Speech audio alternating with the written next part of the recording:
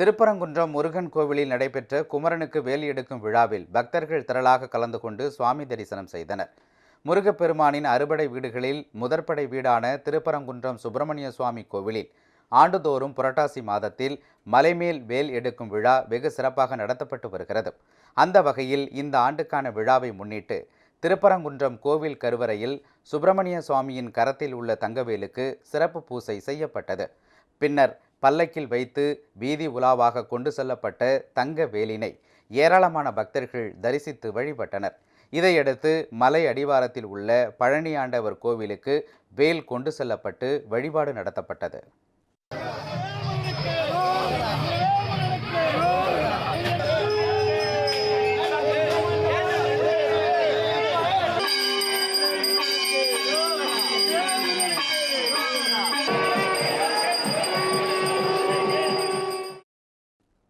திருப்பரங்குன்றம் மற்றும் சுற்றுவட்டார பகுதிகளைச் சேர்ந்த மக்கள் விவசாயம் செழிக்க வேண்டியும் நக்கீரர் சாப விமோசனத்தை நினைவு கூறும் வகையில் இந்த விழாவை கொண்டாடி வருவதாக கோவில் நிர்வாகத்தினர் தெரிவித்தனர்.